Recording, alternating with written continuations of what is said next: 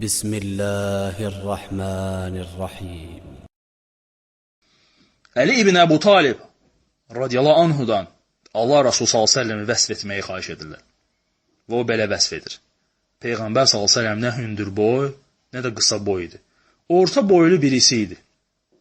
Saçları nə qıvrım, nə düz, xəfifcədir, yüngüldür, dalğalı idi.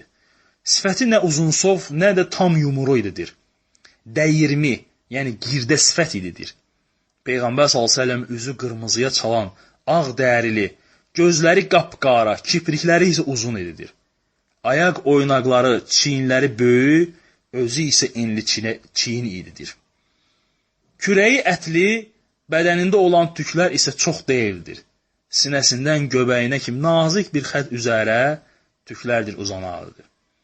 Ayaqları və əlləri ətli, lakin kök deyildi.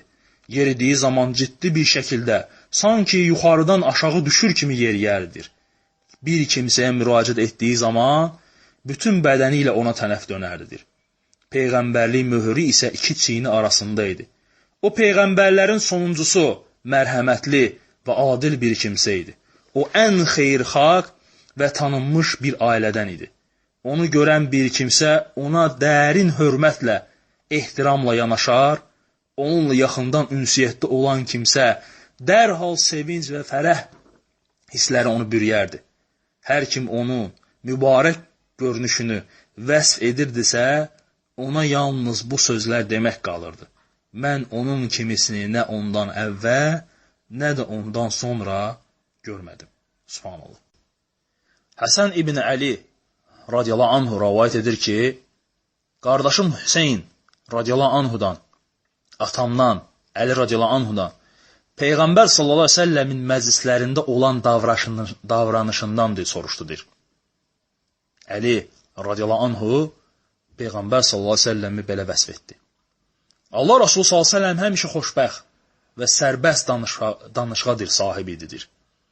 Üzündə həmişə təbəssüm və sevinc olardı. Yumuşaq və başqalarına qarşı sərt davranmayan birisi idi. Sərt, bağırıb qışqıran bir kimsə olmadığı kimi, nə tənə edər, nə də üzə vurarıdır. Nə kobud, nə də daş qəlbli birisi ididir. İnsanların səhvlərini axtarmaz, bir kimsəni həddən artıq tərif etməz, zarafatlarında çərçivəni keçməz və simic də deyildir. O, xoşagəlməz sözlər danışmaz, bir kimsənin ruhdan düşməsinə, məyus olmasına imkan verməz və insanlara bir şey söz verməzdir. Öz nəfsi üçün üç şeyi tərk etmişdir. Mübahisələri, təkəbbürlüyü, mənasız, boş-boş sözləri. İnsanlara da bunu qadağan edərdi. O kimsəni pisləməz, kimsəni ayıblamaz və qüsurunu da araşdırmazdır. Danışdığı zaman yalnız savab əldə olması şeylər barəsində danışardı. O danışdığı zaman onunla birlikdə oturanlar sanki başlarının üzərində quş varmış kimi hərəkətsiz durar, başlarını aşağı salardılar. O sustuğu zaman onlar danışardılar. Onun yanında kimsə mübahisə etməz. Biri digərinin sözünü kəsməzdi. Kimsə onunla danışdığı zaman digərləri o söhbətini bitirənə qədər dinləyərdilər. Hər bir kəsin söhbətinə hörmətlə yanaşardı. İki nəfər danışmağa başlasaydı, hər ikisini də dinləyərdi. Güldükləri şeylərə o da gülər, heyrət etdikləri şeylərə o da heyrət edərdi.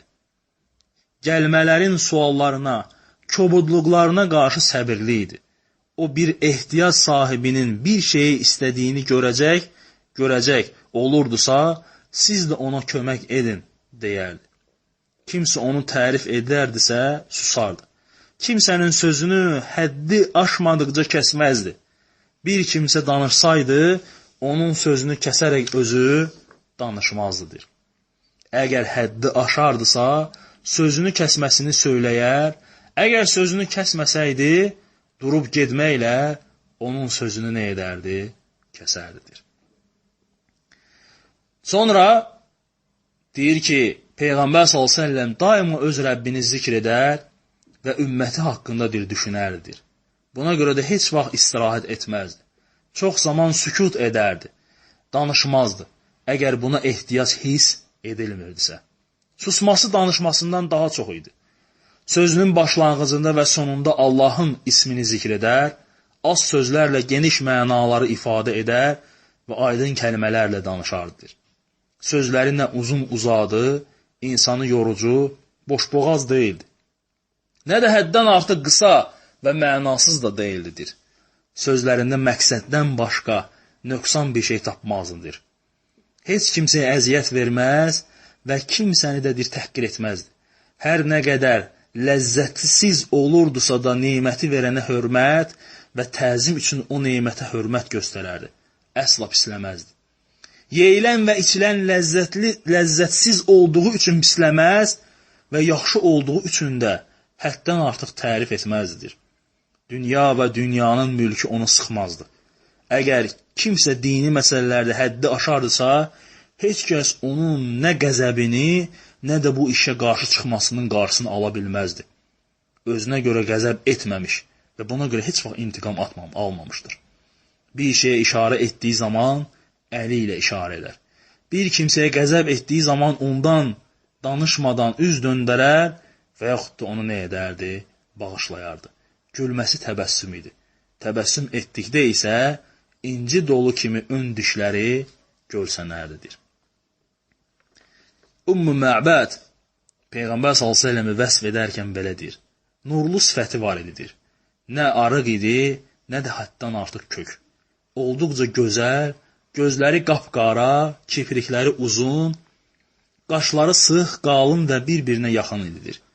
Boynu uzun, saqqalı isə sıx. Səsindədir gözəl bir xırıltı var idi. Sustuğu zaman onda ləyaqət görsənirdi. Danışdığı zaman isə daha da gözəlləşərdi. Uzaqdan gözəl bir insan olduğu görsənirdi. Yaxından isə göz qamaşdırıcı gözəlliyə sahib idi. Subhanallah. Bəlağətli danışar, danışması isə qısa və aydın idi. Sözləri bir-birinin ardınca boyunbağa kimi tökülən mirvari dənələri kimi idi. Orta boylu idi.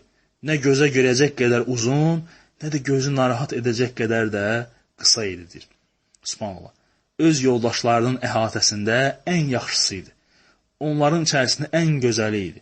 Danışdığı zaman yoldaşları onu dinləyə, əmr verdiyi zaman dərhal onu yerinə yetirərdilər.